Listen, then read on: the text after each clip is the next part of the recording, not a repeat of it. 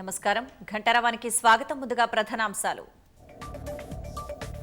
ఆస్తి కోసమో డబ్బు కోసమో పోరాటం చేయట్లేదన్న మంచు మనోజ్. ఆత్మ గౌరవం కోసం చేస్తున్నట్లు వెల్లడి.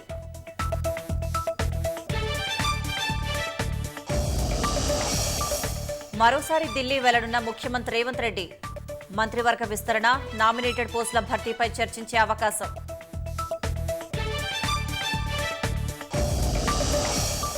తెలంగాణ తల్లి విగ్రహ మార్పుపై బీఆర్ఎస్ నిరసనలు. పార్టీ కార్యాలయంలో పాలాభిషేకం చేసిన నేతలు.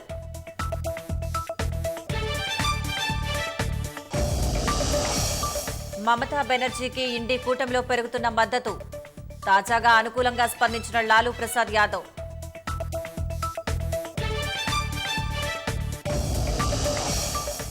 సిరియా రెబల్స్తో చర్చలకు హోదా అడ్డంకి కాదన్న అమెరికా. వారి చర్యలపై నిరంతరం సమీక్షిస్తామన్న అగ్రరాజ్యం.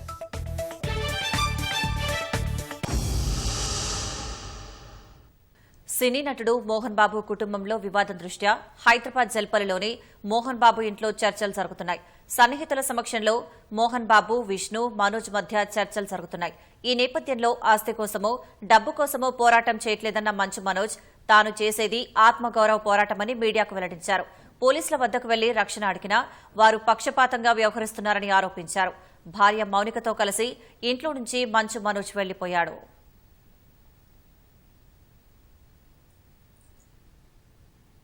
ఆస్తి కోసమో ఈ పోరాటం చేయట్లేదు. ఎందుకంటే ఈ పోరాటం కూడా కాదు, ఇది ఆత్మగౌరవానికి సంబంధించి, నా భార్య పిల్లల సేఫ్టీకి సంబంధించి. ఇది నాతో ఒక మగాడిగా నాతో డైరెక్ట్ గా వచ్చి నాతో ఏం చేసినా పర్వాలేదు. నా భార్య పేరు ఇంక్లూడ్ చేయడం, నన్ను తొక్కేదానికి నా ఏడు పాపని ఇంక్లూడ్ చేయడం, నా బిడ్డల ఇంట్లో ఉండగానే అలా బిహేవ్ చేయడం కరెక్ట్. ఈరోజు పోలీస్ దగ్గరికి నేను వెళ్ళి ప్రొటెక్షన్ అడిగాను. నేను మొన్న వచ్చి అడిగినప్పుడు మీకు అన్ని ఎవిడెన్స్లు ఇస్తాను, ఎస్ఐ గారు ఇక్కడి నుంచి వచ్చి నేను ఇస్తాను సార్ ప్రొటెక్షన్ చూపించాను. బౌన్సర్లు అందరూ అక్కడ దాక్కున్నారని చూపించాను. అది కొంచెం చూసి ఓకే సార్ మీ ధైర్యంగా ఉండండి, మేము ఎక్కడికి వెళ్ళట్లేదని చెప్పి మాట్లాడి పారిపోయారు. ఇప్పుడు కానిస్టేబుల్స్ వచ్చి అందరూ నా మనుషులందరినీ భయపించి ఇప్పుడు వాళ్ళ పేర్లు తీసుకొని బెదరగొట్టి మా మనుషులు పంపించేసి వేరే బాడీ గార్డ్ లోపల పంపించున్నారు సార్. ఏం జరిగిందండి అసలు? ఎందుకు వన్ సైడ్ తీసుకుంటున్నారు? కంప్లైంట్ తీసుకున్న తర్వాత వాళ్ళకి ఏ అధికారం ఉంది? నా ప్రొటెక్ట్ చేసే మనుషులు పంపించేదానికి అధికారం ఉంది. ప్రపంచంలో నా అందరినీ కలుస్తాను సార్, బయలుదేరుతాను. పెద్దపల్లి జిల్లా గోదావరి ఖనిలో అక్రమ కట్టడాలను మున్సిపల్ రెవెన్యూ అధికారులు కూల్చివేస్తున్నారు. రోడ్డు విస్తరణలో భాగంగా సింగరేణి క్వార్టర్లను అధికారులు కూల్చివేస్తున్నారు. ఇందులో భాగంగా గోదావరి ఖని ఓల్డ్ అశోక్ థియేటర్ను, ఇండియా కూలర్స్ షాప్ షెడ్లను కూల్చివేస్తున్నారు.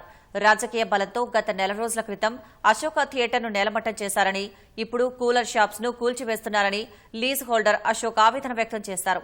ఆస్తిని ధ్వంసం చేసిన వారిపై చట్టపరంగా చర్యలు తీసుకునేందుకు కోర్టుకు వెళ్తారని తెలిపారు. భూమిని కబ్జా చేయాలనే ఒక కుట్రలో భాగంగా మార్చి 23వ తారీఖు 11 గంటలకు కొంతమంది గుండాలతో తీసుకొని వచ్చి మా థియేటర్ని కూల్చడం జరిగింది. దాని తర్వాత ఎత్తుకు పై ఎత్తులు వేస్తూ, అంటే మేము న్యాయస్థానం హైకోర్టు న్యాయస్థానంలో మేము ఉండగా ఆ వివాదం అక్కడ నడుస్తూ ఉండగా, అక్కడ మాకు కావాల్సినటువంటి రైట్స్ అన్నీ ఉండగా వాళ్ళు అక్రమ పద్ధతిలో ఇల్లీగల్గా వచ్చి ఇవాళ ఎంఆర్ఓ గారు వచ్చి మా యొక్క దుకాణాన్ని ఈ జేసీబీలతో మరి ట్రాక్టర్లతో కూల్చివేయడం జరిగింది. 50 లక్షల స్టాక్ ఉంది దాంట్లో. ఇవన్నీ కూడా కూల్చేసి అవన్నీ ఎత్తుకెళ్తున్నారు. ఉద్యోగులు మరి రాజకీయ నాయకులు ఒక్కటయ్యి ఈ ఊర్లో ఉన్నటువంటి నన్ను నానా విధాలుగా ఇట్లా వేధిస్తూ ఇవాళ నా ఆస్తిని మొత్తం నిలమట్టడం చేయడం జరిగింది. తెలంగాణ ఆంధ్ర సరిహద్దు ప్రాంతం చింతూరు మండలంలోని అటవీ ప్రాంతంలో ఒక కారును గుర్తు తెలియని వ్యక్తులు దగ్ధం చేశారు. ఆంధ్రప్రదేశ్ రాష్ట్రం అల్లూరు జిల్లా చింతూరు మండలం సరివిల రహదారిలో ఈ ఘటన జరిగింది. చింతూరు నుంచి భద్రాచలం వైపుగా వెళ్తున్న కారు దహనమైనట్లు తెలుస్తోంది. ఇది మావోయిస్టుల పనా, కావాలని ఎవరైనా ఈ ఘటనకు పాల్పడ్డారా అనే కోణంలో చింతూరు పోలీసులు విచారణ చేపట్టారు. దహనం అయ్యేటప్పుడు ఘటనా స్థలంలో కారుకు సంబంధించిన వారు ఎవరూ లేకపోవడం అనుమానాస్పదంగా మారింది. దట్టమైన మంచు కురుస్తుండటంతో రంగారెడ్డి జిల్లా చేవెళ్ల మండలం మొండివాగు వద్ద రోడ్డు ప్రమాదం జరిగింది. ఎనికేపల్లి గ్రామ శివారులో ఎదురుగా వస్తున్న ద్విచక్ర వాహనాన్ని పాఠశాల బస్సు ఢీకొని ఇమ్రాన్ అనే యువకుడు అక్కడికక్కడే మృతి చెందాడు. దట్టమైన మంచుతో హైదరాబాద్ బీజాపూర్ రహదారిపై ఎదురుగా వస్తున్న వాహనాలు కనిపించక వాహనదారులు అవస్థలు పడ్డారు.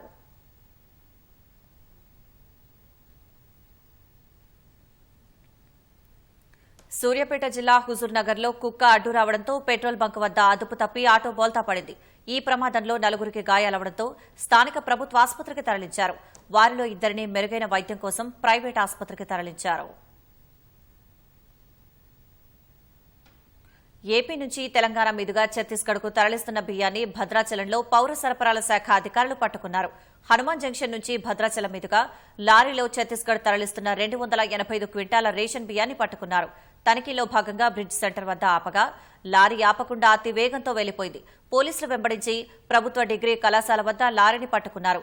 బియ్యాన్ని జప్తు చేసి లారీ యజమాని డ్రైవర్పై కేసు నమోదు చేసినట్లు అధికారులు తెలిపారు.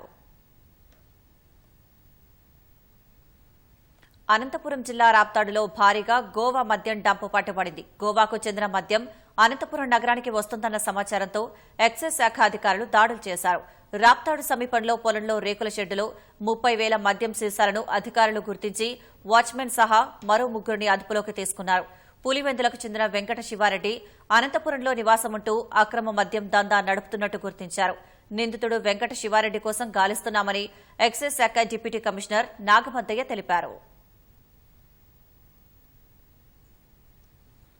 గ్రామానికి దగ్గరలోనే ఒక పొలంలో ఇది రేకుల షెడ్ ఉండింది. ఆ రేకుల షెడ్లో దాదాపు 600 బాక్సులు గోవా మద్యం మ్యాన్సన్ హౌస్ బ్రాందీ లిక్కర్ బాక్సులు దొరికినాయి. దీనికి సంబంధించిన ఒక 4 అదుపులోకి తీసుకున్నాము. ఇక్కడ వాచ్మెన్ మిగతా 3. తర్వాత దీనికి మెయిన్ వ్యక్తి వెంకట శివారెడ్డి అనే వ్యక్తి అని తేలింది. అతన్ని కూడా ఇమీడియట్గా తొందరలోనే అరెస్ట్ చేస్తాము. దీనికి సంబంధించిన ఈ లిక్కర్ విలువ దాదాపు మన ఆంధ్రప్రదేశ్ లిక్కర్ వాల్యూ అయితే దాదాపు 65 లక్షలు వాల్యూ ఉంటుంది. దీనికి సంబంధించిన అన్ని రకాలుగా అన్ని కోణాల్లో కూడా విచారణ చేస్తున్నాము. రైల్వే ప్రయాణికులు తమ వస్తువుల పట్ల అప్రమత్తంగా ఉండాలని రైల్వే పోలీసులు సూచించారు. సెల్ ఫోన్లు ఎక్కడ పడితే అక్కడ పెట్టకూడదని సూచించారు. చోరీకి గురైన సెల్ ఫోన్లను రికవరీ చేయడానికి సిఈఐఆర్ పోర్టల్ ఎంతగానో దోహదపడుతుందని తెలిపారు. గతేడాది ఏప్రిల్ నుంచి ఇప్పటి వరకు సుమారు 87 లక్షల విలువైన 870 మొబైల్ ఫోన్లను రికవరీ చేయగా 11 లక్షల విలువైన 110 సెల్ ఫోన్లను బాధితులకు అందజేశామన్నారు. సీఎల్పీ కార్యాలయంలో కాంగ్రెస్ నేత ఎన్ఎంపీ శ్రీనివాస్ మాట్లాడుతున్నారు. ప్రత్యక్ష ప్రసారం ద్వారా చూద్దాం. నిన్న కేటీఆర్ గారు మేడ్చల్లో మాట్లాడతారు. అది కూడా వాళ్ళ పార్టీ ఆఫీస్ ప్రాంగణంలో. వాళ్ళ దృష్టిలో తెలంగాణ భవన్ వాళ్ళ పార్టీ ఆఫీసులే మొత్తం తెలంగాణ.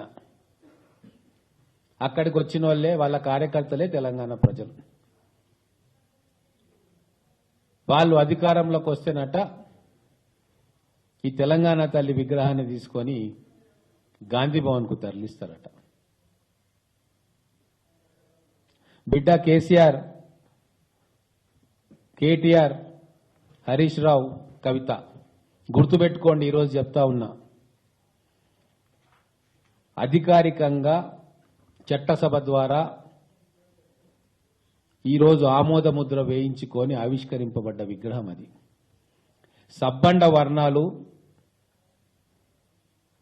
తమ తల్లిని చూసుకుంటున్న విగ్రహం, వాళ్ళు సంతోషపడుతున్న విగ్రహం, వాళ్ళ ఆశలు ఆకాంక్షలకు తుది రూపం ఇచ్చి నీలివర్ణంలో వాళ్ళు చేసిన పోరాటాలను పిడికిలి రూపంలో అక్కడ అచ్చుగుద్దిన విగ్రహం.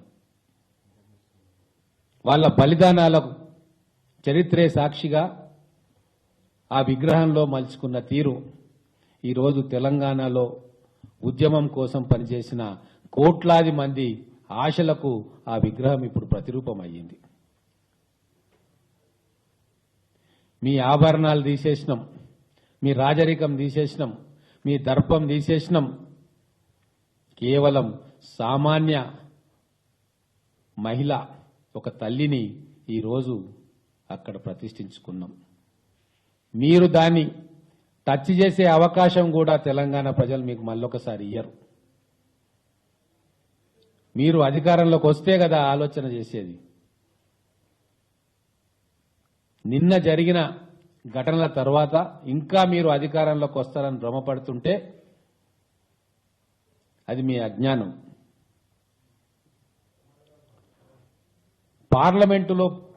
పార్లమెంటులో తెలంగాణ బిల్లు చర్చకు వస్తుంటే కేసీఆర్ గారు అక్కడ ఉండరు. తెలంగాణ అసెంబ్లీలో తెలంగాణ తల్లి విగ్రహ రూపం గురించి చర్చ జరుగుతుంటే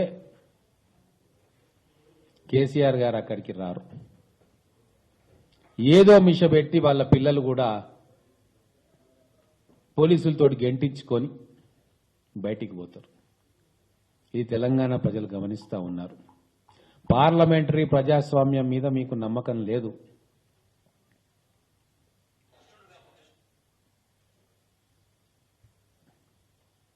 డెమోక్రటిక్ స్పిరిట్ అనేది మీ నరనరాల్లో లేదు. ఆధిపత్యం, అహంకారం, రాజరికం, ఫ్యూడల్ భావజాలం ఇవన్నీ కూడా స్పష్టంగా నిన్న తెలంగాణ ప్రజలకు అర్థమైపోయింది. భవిష్యత్తులో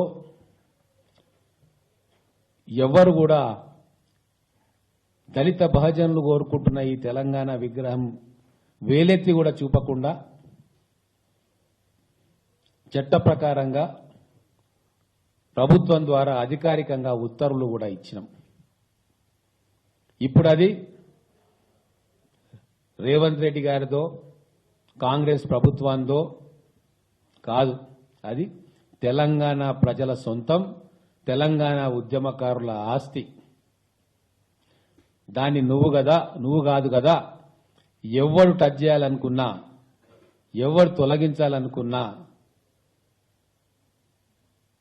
మాడి మసైపోతారు. జాగ్రత్త.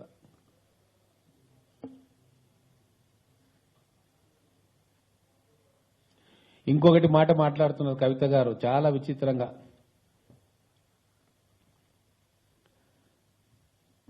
కనీసం గూడ అంజన్న చివరి కోరిక అనే ఒకసారి కేసీఆర్ చూడాలంటే కూడా కనకరించలేదు మీ రాతి హృదయాలు.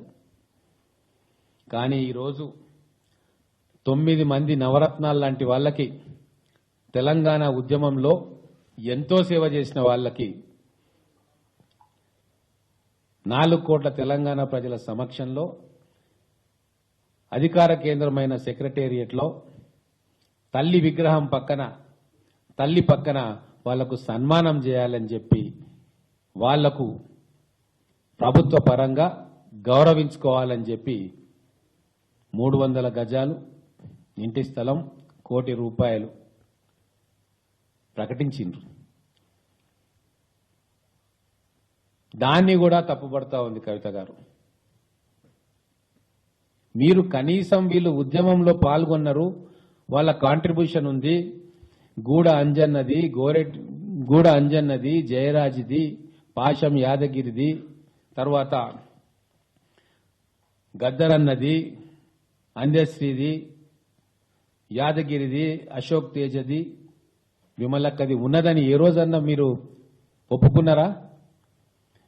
విమలక్క గురించి మాట్లాడుతున్నారు. ఎన్నిసార్లు విమలక్కని అరెస్ట్ చేయలేదు మీరు? ఎంత క్షోభ పెట్టిండ్రు మాకు తెలియదా? విమలక్క తోటి మేము గ్రామాలు తిరిగినాం, ఉద్యమంలో పాలు పంచుకున్నాం, ఎన్నో కార్యక్రమాలు, ఎన్నో పోరాటాలు కలిసి చేసినాం. ఆ కుటుంబాన్ని ఎంత రచ్చకీడ్చిండ్రు, ఎంత ఇబ్బంది పెట్టిండ్రు, ఆమె ఎన్ని ఇబ్బందులు పడ్డది. ఇంటి నుంచి బయటకు తీసుకొస్తే అశోక్ నగర్లో వారు తలదాచుకున్నారు. ఇవన్నీ కూడా మేము కల్లారా చూసినాం కదా, చరిత్ర కదా. అవేవి తెలియనట్టు, అన్ని మర్చిపోయినట్టు ఇప్పుడు వాళ్ళకెందుకు ఇయ్యలే, వీళ్ళకెందుకు ఇయ్యలే, మహిళలకెందుకు ఇయ్యలే అని చెప్తావా కవితమ్మ? నీ అధికారానికి అడ్డొస్తుందని చెప్పి 5 సంవత్సరాలు మహిళా మంత్రిని కూడా నియమించనివ్వలేదు కదా నువ్వు. నీకు ఇప్పుడు మహిళలు గుర్తొస్తున్నారా? నిన్న వాస్తవంగా విమలక్క గారికి ఇద్దామని ప్రపోజల్ వెళ్ళింది, ప్రభుత్వం నుంచి ప్రపోజల్ వెళ్ళింది. కానీ వామపక్ష భావాలతో ఉన్న వాళ్ళు, ప్రజల కోసం జీవితాన్ని అర్పించడానికి సిద్ధమైన వాళ్ళు, ఎన్నో ప్రజా పోరాటాల్లో, ప్రత్యక్ష పోరాటాల్లో పాల్గొన్న వాళ్ళు ప్రభుత్వం నుంచి ఇటువంటివి తీసుకోవద్దు అని చెప్పి వాళ్ళు సున్నితంగా తిరస్కరించారు. అది వాళ్ళ గొప్పతనం. కానీ మీరేం చేసిండ్రు ఈ 10 సంవత్సరాల్లో? ఏ ఒక్కరినైనా పిలిచి ఆదరించిండ్రా, గౌరవించిండ్రా? ఈరోజు మా మంత్రివర్గంలో 2 మహిళలు, ఒక బీసీ మహిళ, ఒక గిరిజన మహిళ, వాళ్ళ పూర్తి స్వతంత్రత ఇచ్చి వాళ్ళకు మంచి పోర్ట్ఫోలియో ఇచ్చి గౌరవించుకుంటా ఉన్నాం.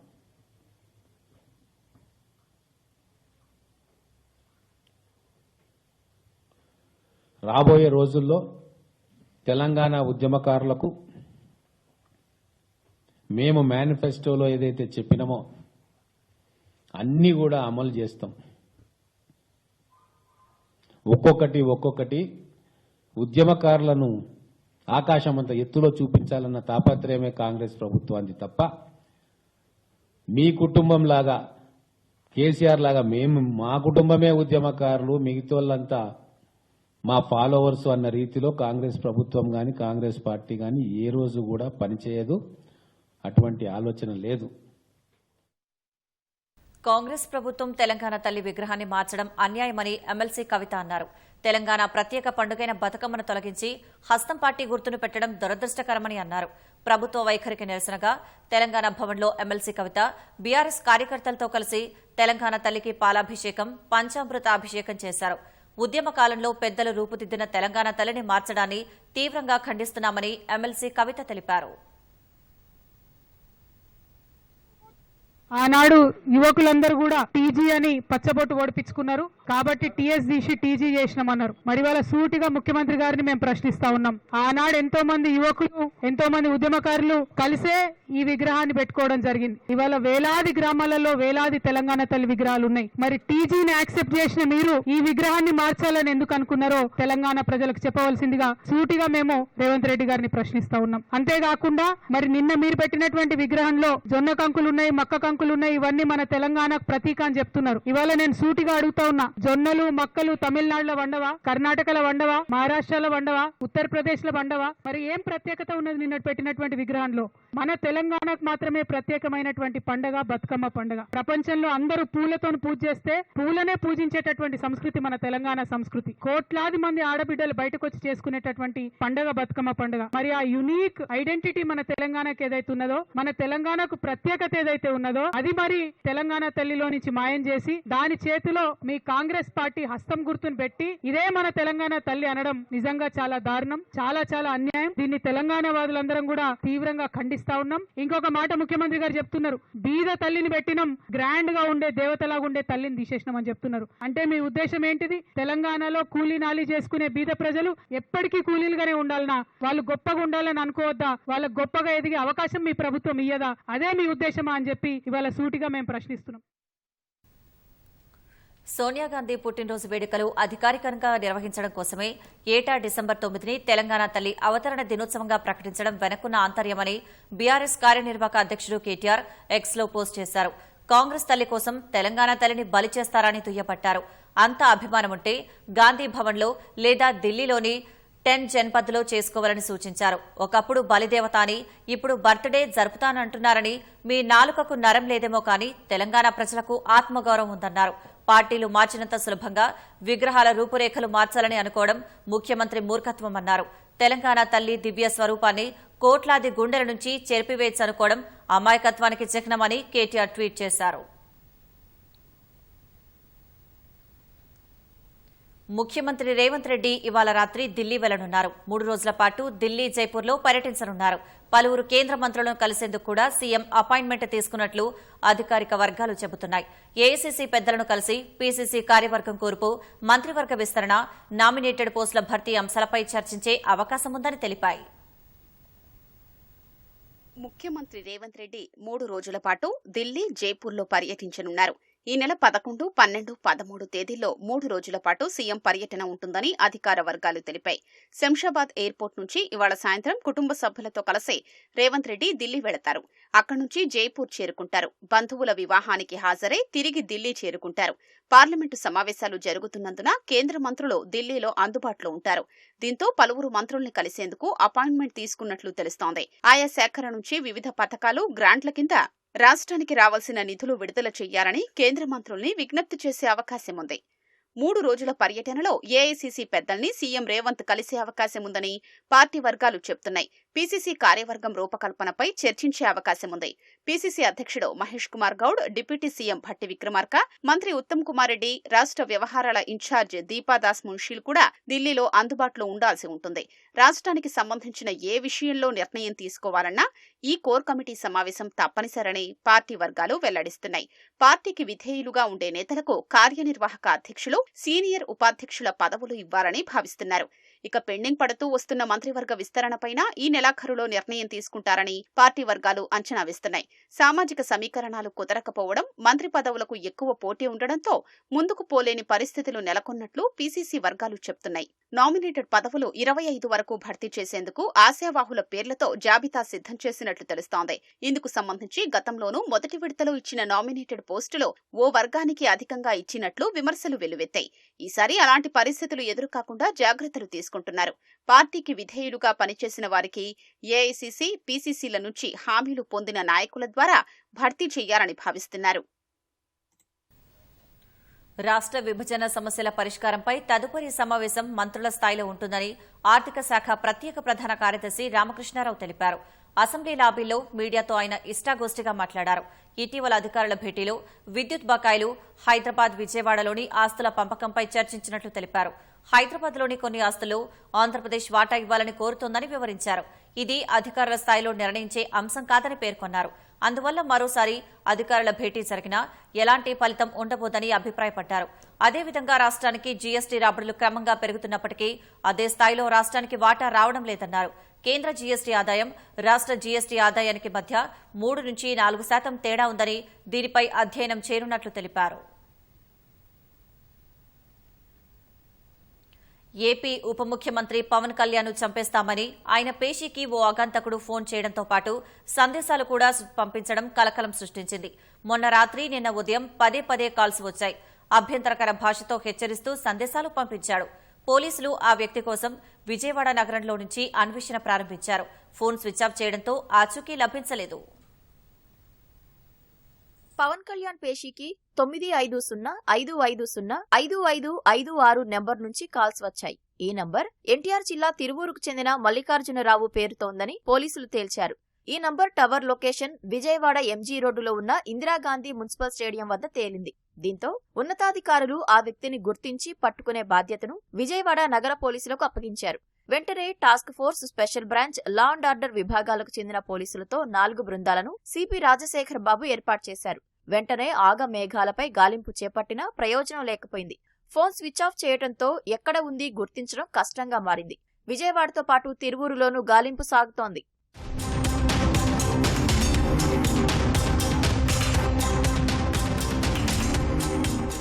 హోంమంత్రి అనితకు కూడా ఇదే నంబర్తో గతంలో 2 సార్లు ఫోన్లు వచ్చాయి. సంభాషణ తేడాగా ఉండటంతో ఆమె కాల్ కట్ చేసినట్లు తెలిసింది. దీంతో డిప్యూటీ సీఎం పేషీకి బెదిరింపు కాల్స్ పై హోంమంత్రి అనిత స్పందించారు. డీజీపీ ద్వారకా తిరుమలరావుతో ఈ విషయమై ఫోన్లో మాట్లాడారు. వివరాలు అడిగి తెలుసుకున్నారు. తనకు కూడా ఈ నంబర్ నుంచి కాల్స్ వచ్చాయన్నారు. ఆ వ్యక్తిని త్వరగా పట్టుకోవాలని డీజీపీని ఆదేశించారు.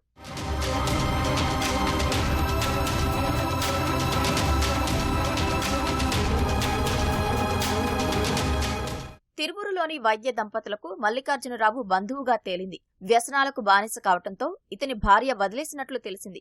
ఒక్కడే నెల్లూరు జిల్లాలో ఉంటున్న మల్లికార్జున తరచూ తిరువూరు వచ్చి బావుమర్ది వద్ద తాగుడుకు డబ్బులు తీసుకుని వెళ్తుండేవాడని పోలీసుల ప్రాథమిక విచారణలో వెల్లడైంది. వైద్య దంపతులు నివాసం ఉండే తిరువూరులోని చిరునామాతో మల్లికార్జున పాన్, ఆధార్, సిమ్లు తీసుకున్నాడు. కానీ ఇక్కడ నివాసం ఉండడని, నెల్లూరు జిల్లాలోనే ఉంటాడని తెలిసింది. అదానీ గ్రూపు అంశంలో తనపై తప్పుడు వార్తలు రాసి పరువుకు భంగం కలిగించారని ఆరోపిస్తూ వైసీపీ అధ్యక్షుడు జగన్మోహన్ రెడ్డి పలు మీడియా సంస్థలపై ఢిల్లీ హైకోర్టులో 100 కోట్లకు పరువు నష్టం దావా వేశారు. ఈనాడు పబ్లికేషన్స్, ఏబిఎన్ ఆంధ్రజ్యోతి, ఆంధ్రజ్యోతి దినపత్రిక, టీవీ టుడే నెట్వర్క్, గూగుల్ సంస్థలను ప్రతివాదులుగా చేర్చారు. అదానీ గ్రూప్నకు సంబంధించి అమెరికా న్యాయస్థానంలో దాఖలైన అభియోగ పత్రంలో తన పేరు లేకున్నా ఉన్నట్టుగా కథనాలు రాసి పరువుకు భంగం కలిగించారని ఆయన పిటిషన్లో పేర్కొన్నారు. సోమవారం ఈ పిటిషన్పై విచారణ జరిపిన ఢిల్లీ హైకోర్టు న్యాయమూర్తి జస్టిస్ సుబ్రహ్మణ్యం ప్రసాద్ ప్రతివాదులకు నోటీసులు జారీ చేశారు. తదుపరి విచారణను ఈ నెల 16కు వాయిదా వేశారు. ఈ నెల 15, 16 తేదీల్లో నిర్వహించ తలపెట్టిన గ్రూప్ 2 పరీక్షలను వాయిదా వేయాలని కొందరు అభ్యర్థులు వేసిన విజ్ఞప్తిని హైకోర్టు తిరస్కరించింది. పరీక్షల నిర్వహణకు ఏర్పాట్లన్నీ పూర్తయినందున జోక్యం చేసుకోలేమని స్పష్టం చేసింది. ఈ నెల 16న రైల్వే రిక్రూట్మెంట్ బోర్డు పరీక్షలు ఉన్నందున గ్రూప్ 2 పరీక్షలను వాయిదా వేయాలని ఇచ్చిన వినతి పత్రంపై టీజీపీఎస్సీ స్పందించకపోవడాన్ని సవాల్ చేస్తూ 22 మంది అభ్యర్థులు హైకోర్టులో పిటిషన్ దాఖలు చేశారు. దీనిపై జస్టిస్ పుల్లా కార్తిక్ విచారణ చేపట్టారు. గ్రూప్ 2 పరీక్షలను రీషెడ్యూల్ చేయమని కోరుతూ నవంబర్ 25న వినతి పత్రం ఇచ్చినా పట్టించుకోలేదని పిటిషనర్ తరపు న్యాయవాది వాదనలు వినిపించారు. ఈ నెల 16న రైల్వే రిక్రూట్మెంట్ బోర్డు 7,951 పోస్టులకు పరీక్ష నిర్వహిస్తోందని, అదే రోజు గ్రూప్ 2 పరీక్ష ఉందన్నారు. 783 పోస్టులకు 5,51,000 మంది అభ్యర్థులు దరఖాస్తు చేసుకున్నారని టీజీపీఎస్సీ తరపు న్యాయవాది తెలిపారు. పరీక్షకు ఏర్పాట్లు పూర్తయ్యాయన్నారు. పరీక్ష వాయిదా వేయడం వల్ల పిటిషనర్లలో కొందరికే ప్రయోజనం ఉంటుందని, పరీక్షకు సిద్దమైన అభ్యర్థులు నష్టపోయే అవకాశం ఉందన్నారు. వాదనలు విన్న న్యాయమూర్తి మధ్యంతర ఉత్తర్వులివ్వడానికి నిరాకరించారు. యూపీఎస్సీ సివిల్స్ మెయిన్స్ పరీక్షా ఫలితాలు విడుదలయ్యాయి. ఈ ఏడాది సెప్టెంబర్ 20 నుంచి 29వ తేదీ వరకు నిర్వహించిన మెయిన్స్ లో ఇంటర్వ్యూకు ఎంపికైన వారి జాబితాను యూపీఎస్సీ విడుదల చేసింది. త్వరలోనే ఇంటర్వ్యూ తేదీలను ఖరారు చేయనున్నట్టు పేర్కొంది.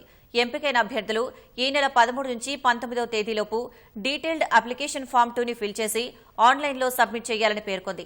DAF2 ఆలస్యంగా సబ్మిట్ చేసినా, సరైన ధ్రువపత్రాలు లేకుండా దరఖాస్తును పూర్తి చేసిన అభ్యర్థులను అనర్హులుగా పరిగణించనున్నట్టు తెలిపింది. అభ్యర్థులు విద్యార్హత, రిజర్వేషన్, వైకల్యానికి సంబంధించిన ఒరిజినల్ సర్టిఫికెట్లతో ఇంటర్వ్యూకు హాజరు కావాల్సి ఉంటుందని స్పష్టం చేసింది. ఇంటర్వ్యూలు పూర్తయిన తర్వాత 15 రోజులలోపు అభ్యర్థుల మార్కుల లిస్టు వెబ్సైట్లో పొందుపరచనున్నట్టు యూపీఎస్సీ ప్రకటించింది.